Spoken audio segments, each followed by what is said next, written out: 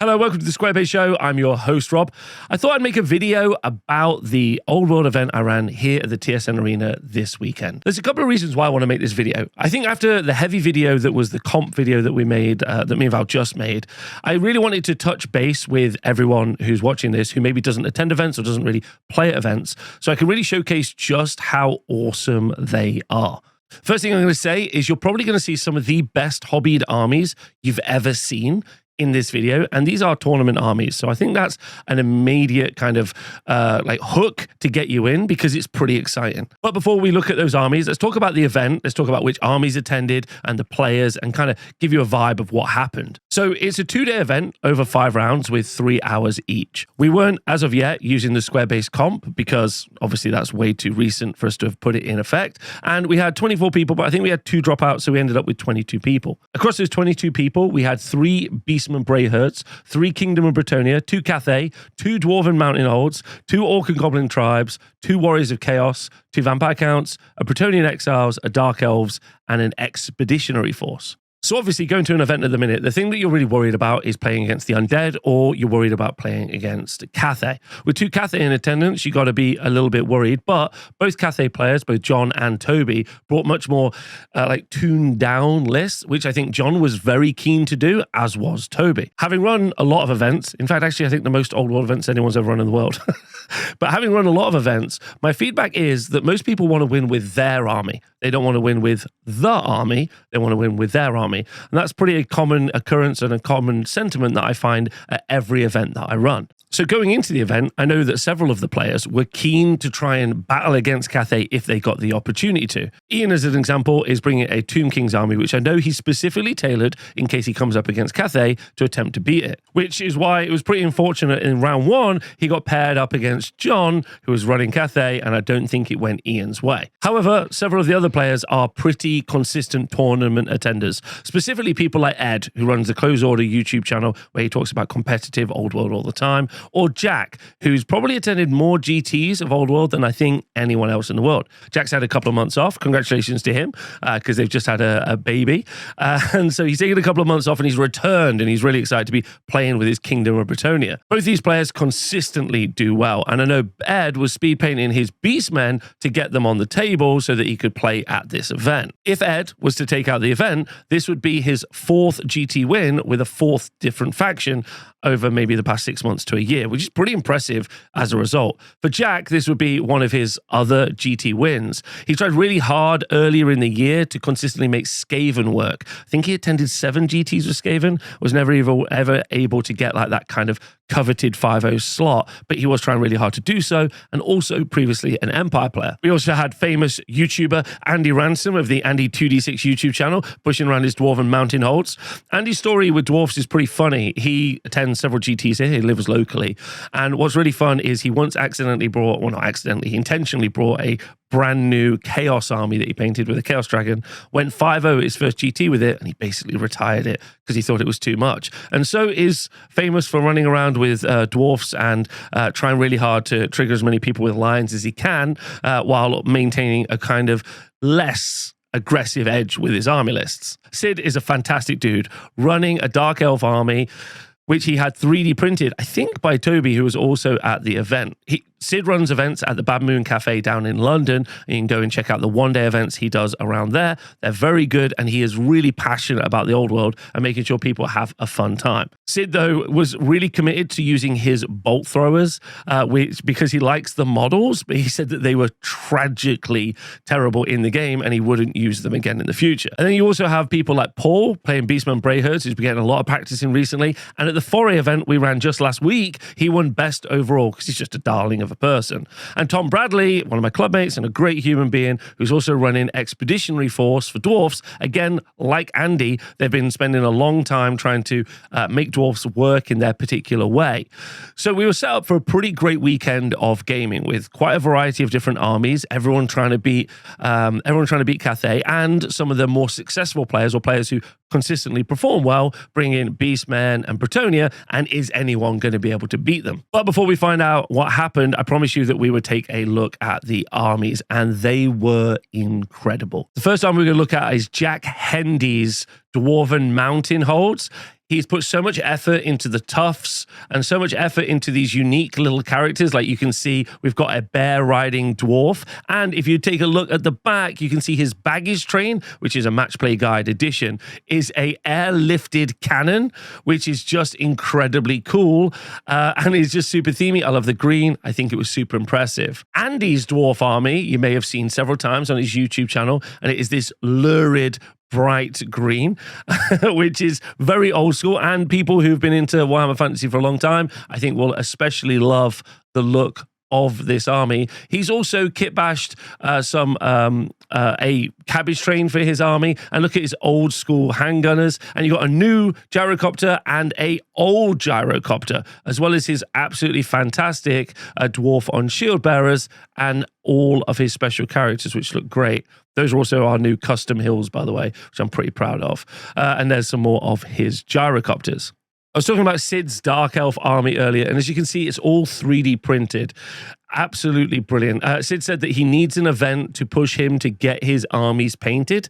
There's his baggage train, which is little baby dragon. But all of his Dark Riders have all got these amazing hats, which I think is very cool, especially as I'm currently playing Ghost of Yotai. And there you can see his Dark Elf dragon and the bolt throwers that he hates, but he cannot leave the ogres behind.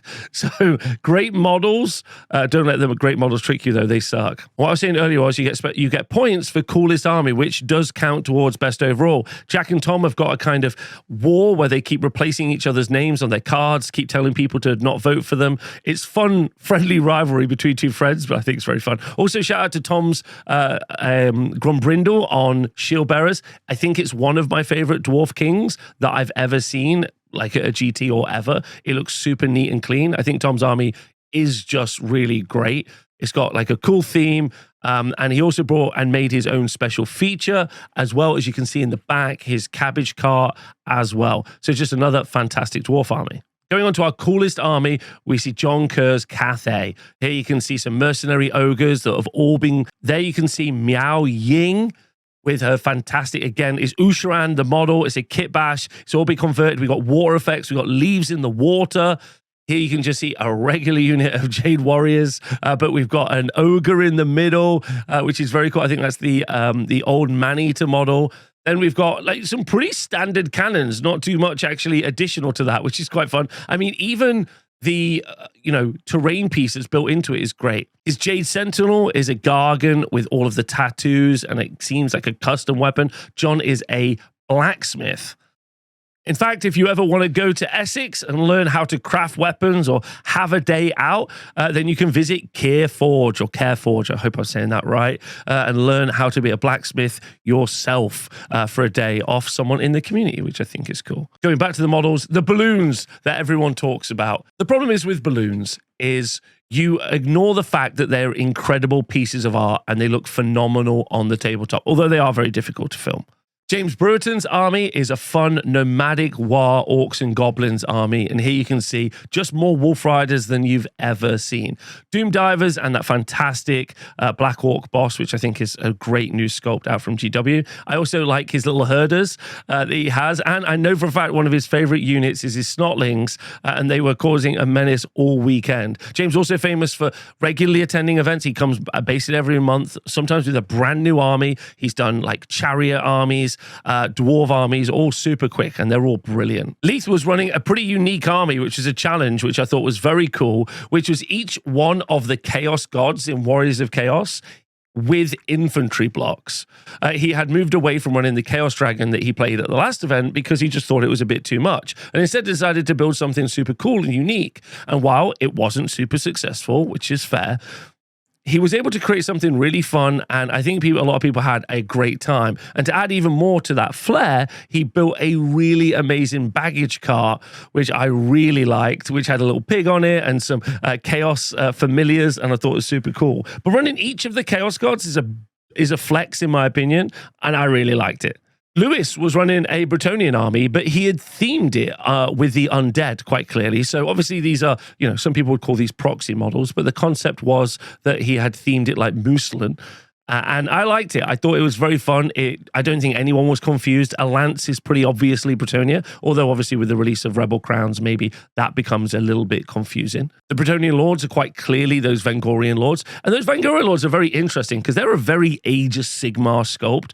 Bringing them into the old world was quite an interesting choice, and I quite liked it. And his Elise Duchard was questionably on the wrong base. We fixed that at one point. Well done, Lewis. Paul has a fantastic Beastmen army using lots of 3D prints, and he has an amazing baggage cart with just some additional pigs that he just shows off with, which I think is cool. He was running Wild Herd, so he was running a ton of Viletide. Very aggressive army, very competitive, can do very well, but you can't argue that this isn't a beautiful looking army. So that's the point of this video. That's what I wanted to get at. I wanted to get at that armies can both be strong and also people can put love, passion, and effort into them to make them look great. And that's what events are actually about. They're not just Facebook posts or complaints that you see. Lee, one of our best sports winners, pretty much consistently wins best sports loads of the time, brought this absolutely fantastic Vampire Counts army with loads of zombies, loads of screams, and you can see the banshees screaming away and generally just running around having a super fun time. I really like how this looks, especially for Vamps, because it's got that necromantic energy. What's to say about Gwillem's Bretonnian army apart from somehow it got equal first place with another Bretonnian army? Because it's stunning. He even had a UV light to show off all of the magic colors that are on the Green Knight. Here you can see each individual Bretonnian piece of heraldry, but that's not where Gwillem ends the kind of creativity that he throws in. Doesn't just paint them. Here you can see a custom banner, which is absolutely fantastic for the adorable bastards, because that's who he is, as well as his friends. The love put into each character is stunning. And I love it so much. Each of the characters, like look at the Pegasus Knights, they look great. They've got so much energy and passion, so much work done on the bases, which a lot of people just kind of ignore as well. The Bombards, all custom done. They look great. I think they look super nice. But that isn't all he brought. He had his own special features, which he had kit bashed. You can see there. His own strategic location, which he'd kit bashed, and also his own baggage cart with a jester at the front. And then look, there's special feature, which was a turnip patch. Our only Skaven player, Jack, was running, as you can see, a lot of rats. An adorable part of this story is that his daughter helped him write the text you can see in the frame behind his Skaven army. Apparently, it had to be done 3 times because she kept spilling lots of red paint on it. A fantastic grace here as well. And I love stories like that. I love hearing people, how their friends and their family are involved in the creation of these things that you see, which is another thing we don't talk about a lot when we talk about armies, that these armies are a collection of people's work, love, and passion, and there's so much more behind them than we sometimes see on the tabletop. Next up, Ren and her Bretonnian army. What was sweet about this is Gwillem was talking to me about the fact that he was such a Ren fan that he had saved some of Ren's miniature painting, like when he'd been browsing on the internet, because he was like, that's what I'd like to achieve. So being able to see her and her army at the event was something very special for all of us, and I think especially for Gwillem, which I thought was cool. Here you can see all the individual heraldry for each of the knights, and I genuinely, my camera is not doing this justice. I'm gonna have to find a better way to film these armies, because the detail on these models, the edge highlighting, the kind of light effect, the contrast, the glazing, it was so insane. That Elise Duchard is crazy. That could win like golden demon pins just on its own. And each one of those models is a true work of art and just an amazing set of models. And again, she won joint second place for coolest army along with Gwillem. Toby Seal was running a Warriors of Chaos army, and the thing I really liked about this army was the kit bashes. I'm going to zoom straight into, you see all of these horrible Nurglification of those poor Mangler squigs. I thought was great. Blight Kings brought over from AOS and used obviously as Warriors of Nurgle makes a lot of sense. The kind of like bronzy, like decayed metal, and this great Blight Lord is cool. But obviously that's not that. That's like a warrior character, and it was just fun. It was fun. Like the kit bashes, the opportunity you have to do some fun stuff. This is Toby's Cathay army. Toby has had his own Cathay army 3D printed and 3D sculpted before it was ever released by Games Workshop. Toby's a big panda fan, and so you'll see a consistent theme of there being a bunch of pandas knocking around.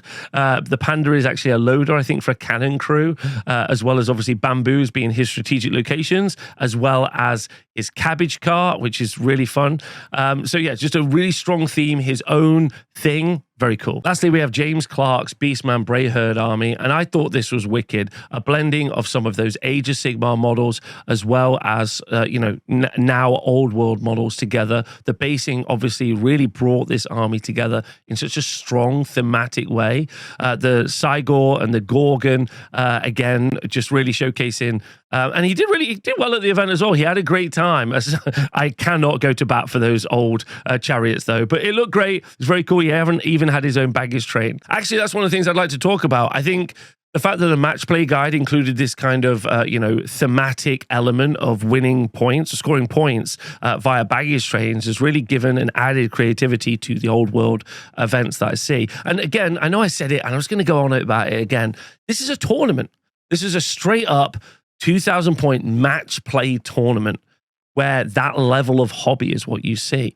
Most of these players are just pushing models around that they like, that they've hobbied to a really high degree and they really like. So, I'm trying to dispel the myth through these videos that events and tournament goers are not these people who care about the hobby. They super care about the hobby. They're inviting, friendly, warm, and super creative, and I think that's cool as well. Now, if we go and take a look at the results, we can start to see who did well at the event. And as I told you, we were going into this match looking at Ed and Jack, potentially Paul, I think, as well. I think also Ian as a GT winner. He won a GT in the South with like 100 players or something. The Saffron Slam, if you've ever been, it was pretty awesome. So a lot of players here that could potentially have done really, really well. What was fun is it was quite clear going into round 4 that Ed just needed to keep winning, and he was doing well because Jack had lost game 3. Jack and Ed actually got paired in game 3. So Beastman Brayherds up against Kingdom of Bretonia, and it was going pretty well for Ed, and he was able to take the win. This meant when we went into day 2, rounds 4 and 5, Ed had a pretty good run. He was doing okay. He just needed to go against some pretty tough armies in order to do well. And where it nearly came unstuck is in game 5, where he went against Toby, who was running Cathay. Ed was running a Viletide Beastman list. We'll take a look at the actual details in a moment. Importantly, though, what happens is if you miscast with one of those casters, then all of the other casters also suffer the same miscast. And he miscast very early in the game, and he got the large, big 5-inch blaster called Detonation and nearly blew up all, and each one miscast, like 5 of them in a row, killing tons of his stuff. So he wasn't able to win the game, and he got a draw. Now, a draw is all he needed to actually win the event. But there was this moment where Tom, who's a great dude, has got his first 4-1 this weekend, so the best he's done ever. But Tom was watching the table at the end, and lots of other people are watching this kind of final match between Toby and Ed, as Ed is struggling against Toby because all of his wizards have blown themselves up. And if Ed loses to Toby, then Tom would have won the event. And that was just a nice moment of camaraderie where all these people who know each other, they're friends, they like each other. And it was this moment where Ed was just needed to battle his way through, which he did eventually do. So congratulations to him, and took out the event. But it was just a nice moment where everyone was kind of waiting to see this thing happen, which I thought was very, very cool. Taking a look at Ed's list, you can see he was running a great Bray Shaman that was a level 4 wizard that had Demonology as well as the Pelt of Midnight. Then he had a level 3 wizard with the Hagtree Fetish, with a Power Scroll, and was running the Law of Primal Magic. Then he had 3 more Bray Shamans, all running the Law of Primal Magic, which obviously were just going to do Viletide. Viletide is a spell that lets you do a lot of dice, and you don't get any armor saves against it. So if you roll well enough, you can just bring down the scariest things in the game because you're just rolling that many dice at your opponent. For core, he had a Primal Warherd, he had 24 5 Goreherd, 10 Ungoreherd, 13 Ungoreherd, and then he had 4 Razor Gores, that he was running around, and those Razor Gores were a problem. I think the second game, he played up against Ren, who ended up being our best overall, where we take the results from your painting, the results from your sports, and the results from your game, and if you score the highest compared to everybody else, you're the best overall because you encapsulate the best bits of all of the hobby. So Ren won that. Congratulations to Ren. However, earlier on, she had to play Ed, and Ren's got quite a dry sense of humor, and she decided she hated the Razor Gore, and she put a bounty out to everyone else who wanted to kill the Razor Gore over the rest of the event, which is pretty fun as well. Ed won the event. Ren won Most Chivalrous, Best Sports, which is my favorite award. John won Coolest Army by a huge margin, FYI, by a huge margin. It was a good weekend.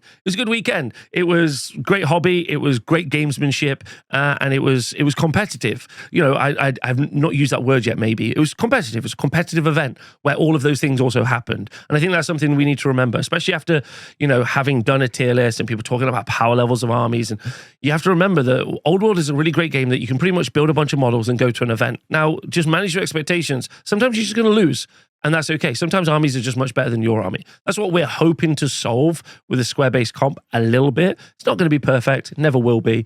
But the other thing that we're going to try and do is keep running wicked events that hopefully you can start to see some very cool stuff coming from us from the future. Also, don't forget, we also are building right now a bat rep room where we're going to live stream and also record events that we host in the future. So these games that I'm talking about like this, eventually you'll be able to see in full, which is another thing we're hoping to bring to Squarebase in the future. Well, no, we're definitely bringing Squarebase in the future. So I hope you like that as well. Thanks everyone on Squarebase Patreon for helping support what we do. And also thank you to everyone who attended the event this weekend, because you really reignited my hobby love. I went for dinner after in the evening. We were all talking lists and I started writing ogre lists. I've got an ogre army I'm going to rebase. I'm going to put them on some stuff for an event in the future. I was so inspired by the event, which was very cool. So hopefully we see more of that in the future. It'll be very cool. Let me know what you think of anything you've seen in this video in the comments below. Thanks for watching. I'll see you soon.